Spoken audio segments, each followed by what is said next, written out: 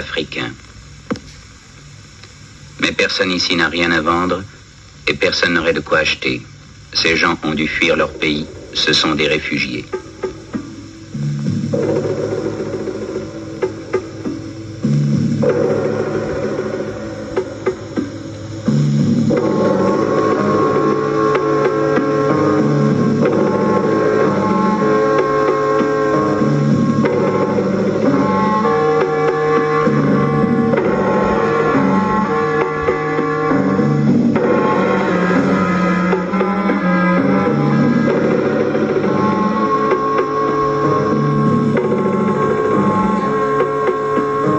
Depuis 1961, des troubles, puis l'accès au Rwanda, ont obligé quelques 120 000 personnes, pour la plupart des Watutsi, à quitter leur pays. Souvent pourchassés, ils ont dû fuir hâtivement. Ils laissaient tout derrière eux, leurs troupeaux, leurs biens, parfois même un enfant.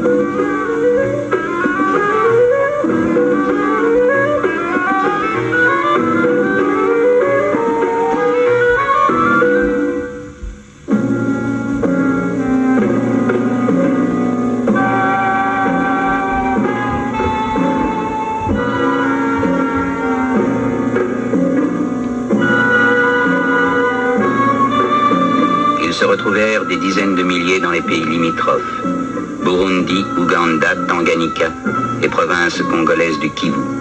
Ils étaient déracinés, anxieux, à la limite de leur force. Il en mourait jusqu'à 100 par jour.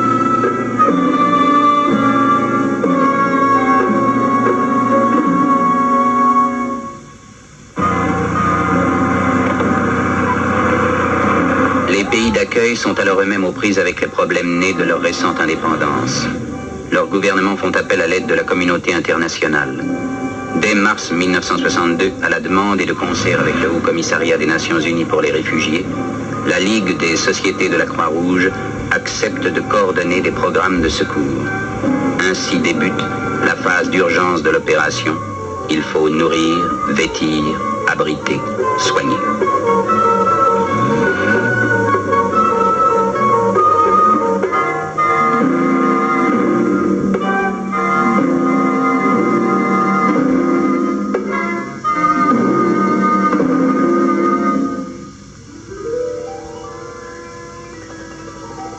Mais les réfugiés sont tristes, leurs pensées sont ailleurs.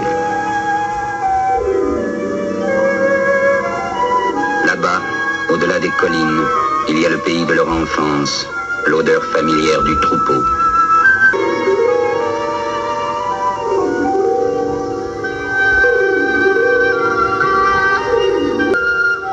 Mais ils ne peuvent plus rentrer dans leur pays. On décide alors de leur donner les moyens de reprendre ailleurs une vie normale. Le Haut Commissariat des Nations Unies pour les réfugiés confie à la Ligue des sociétés de la Croix-Rouge la responsabilité des opérations de réinstallation. Pour la Croix-Rouge débute une tâche nouvelle, plus longue que celle auquel elle est habituée, mais née aussi d'une situation d'urgence. Le siège de la délégation de la Ligue est installé à Bujumbura, capitale du Burundi, au bord du lac Tanganyika. Alors commence une entreprise peu commune qu'une poignée d'hommes va porter à bout de bras pendant 2 ans. La tâche est immense, le pays difficile. Ils parlementent avec les réfugiés pour les amener à accepter leur réinstallation, les convaincre que les terres qu'on leur offre sont bonnes, ce qui est vrai. Au Kivu, ils prennent contact avec les chefs des régions où se trouvent les terres que les autorités congolaises ont offertes. Il faut créer de bons rapports entre les populations locales et les nouveaux arrivants. Ils constituent à grand-peine un parc de véhicules pour transporter les réfugiés sur leurs nouvelles terres et maintenir la liaison entre les centres et le monde extérieur. Pour la Croix-Rouge, les réinstallations se feront au Burundi, dans la province congolaise du Kivu et au Tanganyika. C'est des centres du Kivu central que nous allons vous raconter l'étonnante aventure.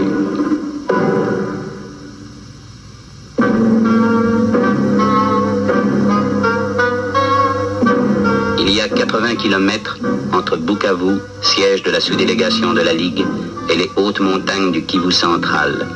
Les pistes sont difficiles, personne ne s'en occupe plus. La Croix-Rouge va devoir mettre sur pied son propre service d'entretien.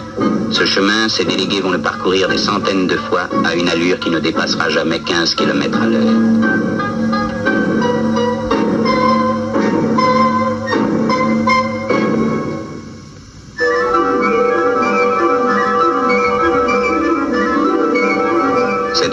promise, elle est à conquérir sur la forêt qui la recouvre. C'est ici qu'il faut bâtir des villages et gagner des champs cultivables. C'est ici qu'on va transporter camion après camion quelques 30 000 réfugiés.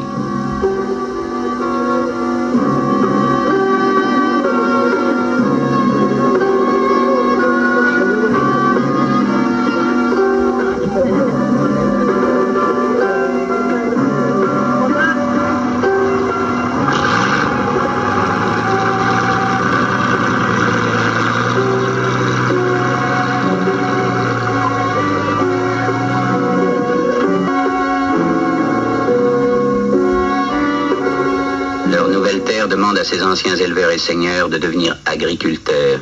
Mais il leur faut commencer par être bûcherons.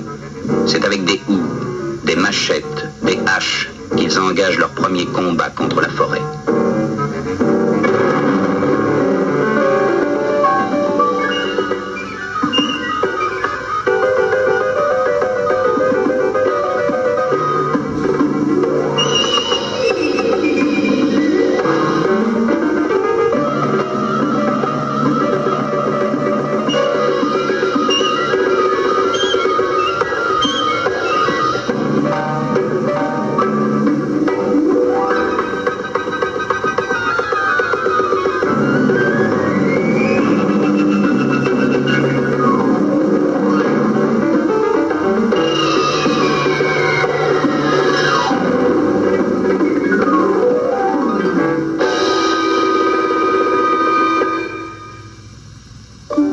Sur les collines conquises, ils ont construit leur village. Chaque soir, de nouvelles familles ont un toit.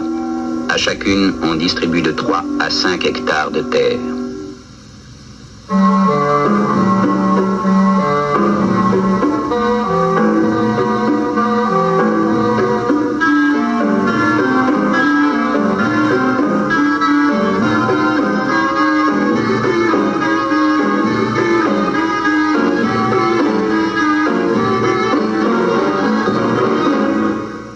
Des pépinières, on y fait pousser des semences sélectionnées pour pouvoir distribuer des plants.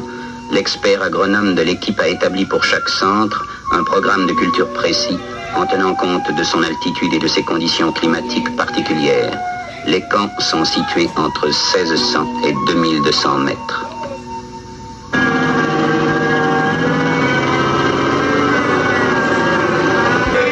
En attendant que les réfugiés se suffisent à eux-mêmes, on continue à les ravitailler. La ration sera diminuée de moitié à la première récolte et supprimée dès la seconde.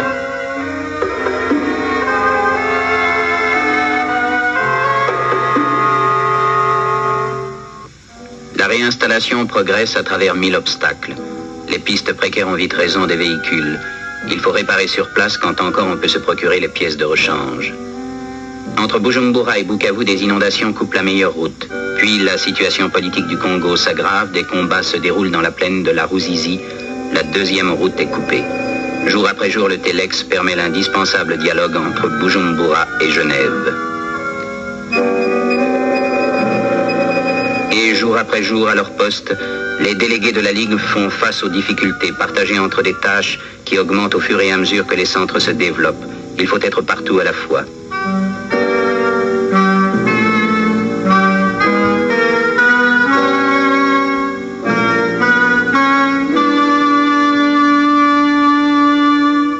Près du centre de Mamba, à 2200 mètres d'altitude, on a trouvé un marais providentiel.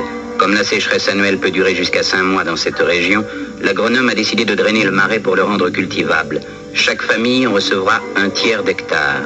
Ainsi, pour les réfugiés de Mamba, les récoltes ne seront plus tributaires du climat.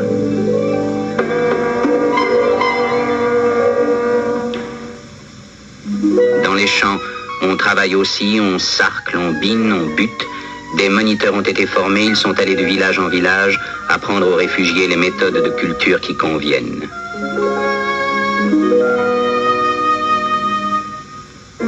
Les centres s'organisent mieux, on recrute et on forme des artisans. Il y a dorénavant un forgeron. Il sait fabriquer les objets jusqu'alors introuvables, il répare les casseroles, les machettes et les houes. Il y a un cordonnier pour réparer et fabriquer les souliers. Il y a un tailleur qui sait faire des habits avec des sacs de farine. La première tâche du menuisier est de construire des tables, des bancs et des tableaux noirs pour les écoles.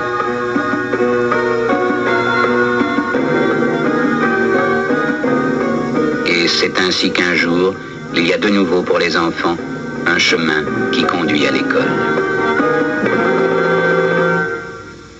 4% de garbage. Ensemble. 4% de garbage.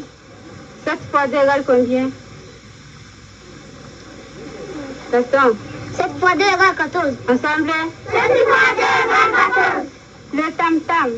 Le tam-tam. Oui, c'est jour de fête. Oui, c'est jour de fête. Écoute le tam-tam et le balafon. Écoute le tam-tam et le balafon. Écoute la flûte et les violons. Écoute la flûte et les violons. Tout le monde est sur la place. Tout le monde est sur la place. Les jeunes et les vieux. Les jeunes et les vieux. Les garçons et les filles. Les garçons et les filles. 1, 2, 3, 4. 1, 2, 3, 4.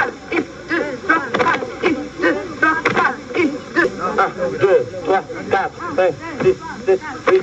1, 2, 3, 4. 5, 6, 7, 8. 1, 2, 3, 4. La création des écoles a donné un nouvel élan aux communautés. On organise des foyers sociaux où les femmes et les jeunes filles apprennent à coudre, à tricoter, à tenir une maison. Les missions avec lesquelles la Croix-Rouge coopère organisent des consultations prénatales.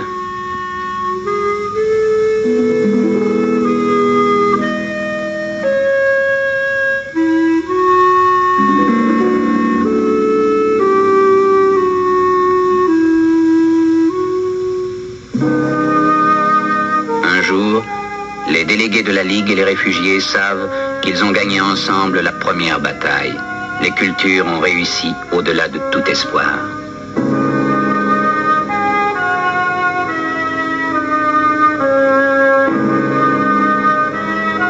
Là où régnait la forêt, il y a aujourd'hui du maïs, du manioc, des taros, des pommes de terre, des patates douces, de l'orge, du sorgho, des haricots, des petits pois, du soja, des oignons, des aubergines, des choux-fleurs, des laitues, des tomates, des fraises, du tabac.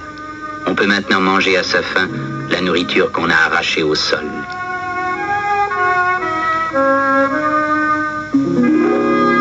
Cela ne s'est pas fait tout seul.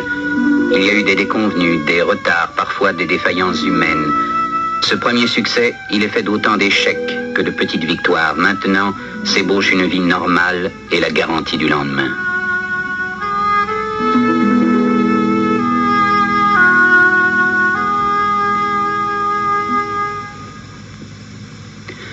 Mais un paysan doit compter avec le risque toujours possible d'une récolte médiocre.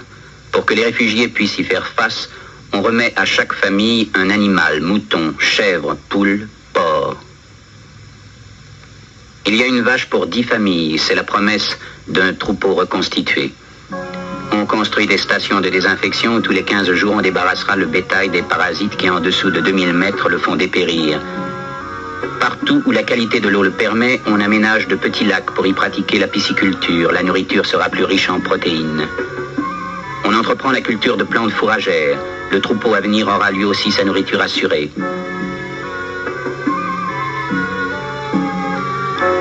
On crée un champ d'essai où l'on démontre qu'un jeune bananier, contrairement à ce que croient les réfugiés, peut produire un régime en quelques mois. Mais il ne suffit pas de se nourrir. Il faut encore avoir de l'argent pour pouvoir se vêtir et instruire ses enfants. On encourage les réfugiés à produire davantage. Ils se mettent à cultiver intensivement des pommes de terre, des fraises et de l'orge qu'une brasserie s'engage à acheter régulièrement. On projette la culture du thé. On organise une coopérative qui achète la surproduction des cendres. Ces camions vont la vendre à Bukavu, d'où ils ramènent des produits manufacturés qui sont vendus à bas prix. Les populations locales sont associées au système et le niveau de vie de toute la région en est amélioré. Avec les bénéfices de la coopérative, on va payer le salaire des instituteurs et des moniteurs du développement rural. Maintenant, les communautés sont autonomes. Leur destin est entre leurs mains. Maintenant, la vie peut être meilleure même qu'avant.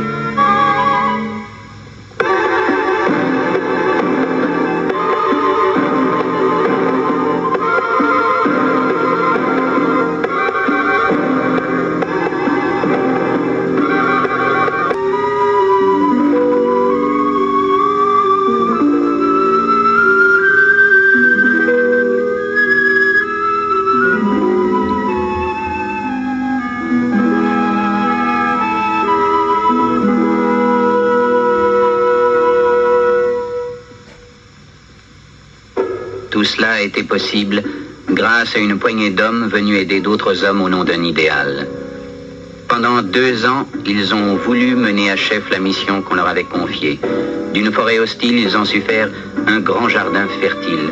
À des gens abattus et découragés, ils ont su redonner une vie digne et souvent le sourire. S'ils ont réussi, c'est à leur dévouement de chaque instant qu'ils le doivent, mais aussi à leur métier, à leur technique et à la connaissance du pays qu'avec quelques-uns d'entre eux. Que les réfugiés restent sur leur nouvelle terre ou qu'ils retournent un jour chez eux, peu importe après tout. Car ils ont appris des méthodes de travail qui amélioreront leur vie et celle de leurs enfants. Et ils ont appris de ces hommes d'une autre race venus les aider que peuvent exister une solidarité et une fraternité humaine.